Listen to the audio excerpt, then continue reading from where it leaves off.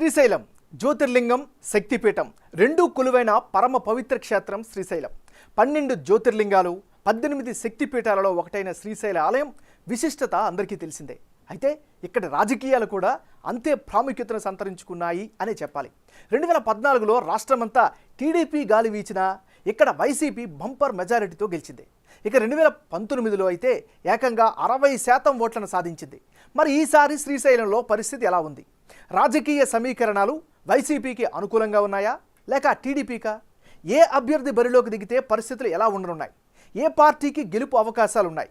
ఈ అంశాలన్నింటిపై Big TV exclusive election survey చేపట్టింది. ఆ వివరాలను చూసే ముందు 2019 ఎన్నికల ఫలితాలను ఓసారి పరిశీలిద్దాం.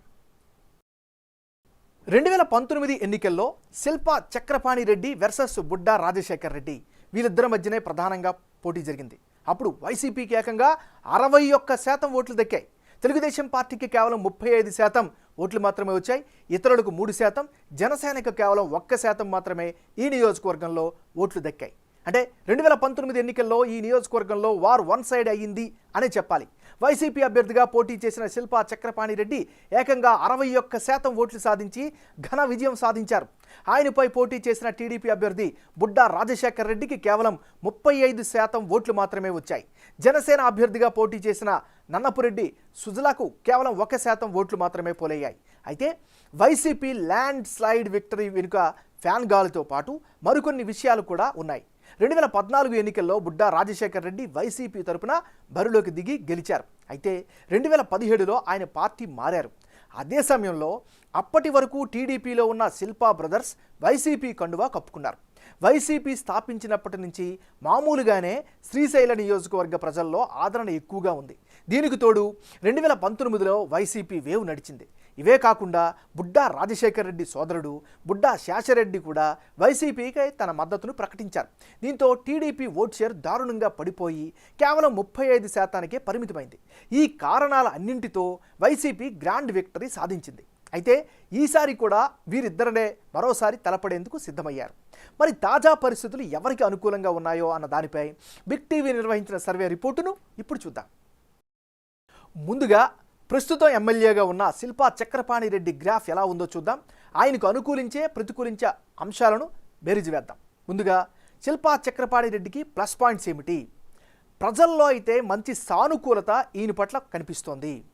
మరోవైపు నియోజకవర్గ వ్యాప్తంగా వైసీపీకి మద్దతు బలంగానే కనిపిస్తోంది. ఇది కూడా positive factor.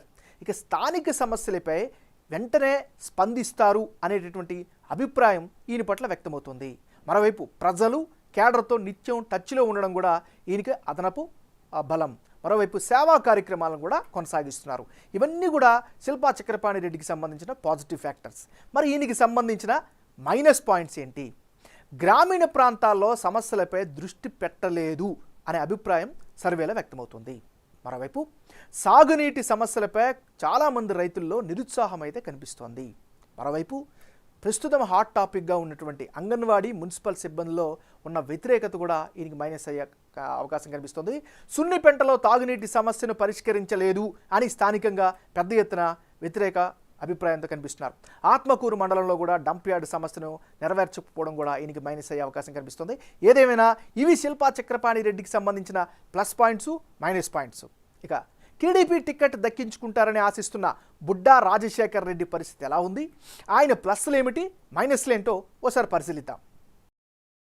Budda Rajasekhar Reddy plus points: స్థానికంగా చాలా యాక్టివ్గా ఉంటున్నారు. ఇది ప్రధానమైనటువంటి బలం. ప్రభుత్వ లోపాలను సమర్థవంతంగా ఎత్తి చూపిస్తున్నారు, ప్రజాపక్షం వహిస్తున్నారు. గత ఎన్నికల్లో ఓడిపోయినటువంటి సింపతి కూడా ఈసారి ఈయనకి ప్లస్ అయ్యే అవకాశం కనిపిస్తుంది.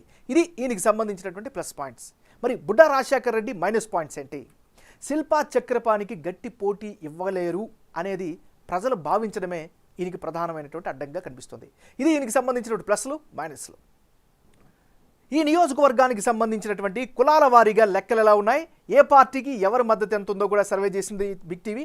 ఆ డీటెయిల్స్ చూస్తే ఈ నియోజకవర్గంలో ముస్లింలు 21% మంది ఉన్నారు, ఎస్సీలు 20%, రెడ్డి సామాజిక వర్గం 19% ఉంటే బీసీ ముఖ్యంగా బెస్తలు 10% మంది నివసిస్తున్నారు, ఎస్టీలు 6%, పద్మశాలీలు 4% మంది ఉన్నారు.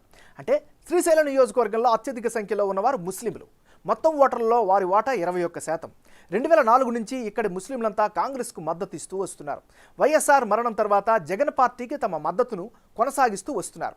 వీరిలో ప్రస్తుతం 60% మంది వైసీపీకి సపోర్ట్ చేస్తామని చెబుతున్నారు. అయితే 35% మంది మాత్రం టీడీపీ కూటమికి మద్దతు ఇస్తామని ప్రకటిస్తున్నారు. ఇక మిగిలిన 5% మంది ఇతరులకు మద్దతు పలుకుతున్నారు. ముస్లింల తర్వాత ఎస్సీ సామాజిక వర్గ ప్రజలు నియోజకవర్గంలో అధిక సంఖ్యలో ఉన్నారు. వీరిలో కూడా 55% మంది వైసీపీకి మద్దతు పలుకుతున్నారు. ప్రస్తుతం ప్రభుత్వం అందిస్తున్న సంక్షేమ పథకాలు వైసీపీకి మద్దతు పలికేలా చేస్తున్నాయి. ఇక 40% మంది టీడీపీ జనసేన కూటమికి జైకొడుతున్నారు. వీరిలో టీడీపీ సంప్రదాయ ఓటర్లతో పాటు ప్రభుత్వంపై వ్యతిరేకత ఉన్నవారు కూడా ఉన్నారు. ఎస్సీ కార్పొరేషన్ ద్వారా ఎలాంటి ఫండ్స్ అందని వారు కూడా నిరుత్సాహంలో కనిపిస్తున్నారు. ఇక రెడ్డి సామాజిక వర్గాన్ని విషయానికి వస్తే వీరు 19% మంది ఉంటే అందులో 60% మంది వైసీపీకి తమ మద్దతు పలుకుతున్నారు. వీరంతా కూడా కాంగ్రెస్ హయాం నుంచి వైఎస్ కుటుంబానికి మద్దతు పలుకుతున్న వారే ఉన్నారు. ఇక టీడీపీ నుంచి బరిలోకి దిగేది కూడా ఈ సామాజిక వర్గ నేతే కావడంతో ఆయనకు సపోర్ట్ చేసేవారు 35% మంది కనిపిస్తున్నారు. ఇక మిగిలిన 5% మంది ఇతర పార్టీలకు మద్దతు పలుకుతున్నారు. ఇక బీసీ బెస్త సామాజిక వర్గ ప్రజలు 10% మంది ఈ నియోజకవర్గంలో ఉంటే వీరిలో 45% మంది వైసీపీకి మద్దతు పలుకుతుంటే టీడీపీ కూటమికి 50% మంది సపోర్ట్ చేస్తున్నారు. మిగిలిన 5% ఇతరులకు సపోర్ట్ చేస్తామని చెబుతున్నారు. 6% ఉన్న ఎస్టీ సామాజిక వర్గంలో అధిక శాతం అంటే 55% మంది వైసీపీకి జైకొడుతుంటే 40% మంది టీడీపీ కూటమికి సపోర్ట్ చేస్తామని చెబుతున్నారు.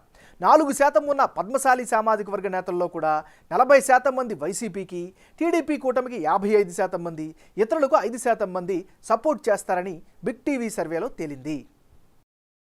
ఇక రానున్న ఎన్నికల్లో శ్రీశైలం నియోజకవర్గంలో ఎవరెవరు పోటీలో ఉంటే ఫలితాలు ఏ విధంగా వచ్చే అవకాశం ఉందో పరిశీలిద్దాం.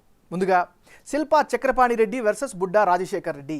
వీళ్ళిద్దరు గనక ఈసారి బరిలోకి దిగితే వైసీపీకి 51%, టీడీపీకి 42%, ఇతరులకు 7% ఓట్లు దక్కే ఛాన్సెస్ ఉన్నాయి. అంటే ఇప్పటికిప్పుడు శ్రీశైలంలో ఎన్నికలు జరిగితే శిల్పా చక్రపాణి రెడ్డి గెలిచేందుకు 51% అవకాశం ఉందని బిగ్ టీవీ సర్వేలో తేలింది. అదే సమయంలో టీడీపీ అభ్యర్థి బుడ్డా రాజశేఖర్ రెడ్డికి 42% అవకాశం ఉంది. ఇక ఇతరులకు 7% అవకాశం ఉన్నట్లుగా తెలుస్తోంది. వైసీపీకి ఆది నుంచి ఈ నియోజకవర్గంలో బలమైన కేడర్తో పాటు ప్రజల్లో సానుకూలత ఉంది. అంతేకాకుండా ప్రభుత్వ పనితీరుతో ఈ నియోజకవర్గ ప్రజలు సంతృప్తి చెందినట్లు సర్వేలో తేలింది. వెలుగోడు రిజర్వాయర్ పూర్తి చేయడం కూడా వైసీపీకి కలిసి వచ్చే అంశం. అయితే ప్రభుత్వ తీరుతో సంతృప్తి చెందిన వారు మాత్రం టీడీపీకి ఓటు వేయనున్నారు. గత ఎన్నికల్లో ఓడిపోవడంతో బుడ్డా రాజశేఖర్ రెడ్డికి సింపతి ఓట్లు పడే అవకాశం ఉందని బిగ్ టీవీ సర్వే రిపోర్ట్ చెబుతోంది.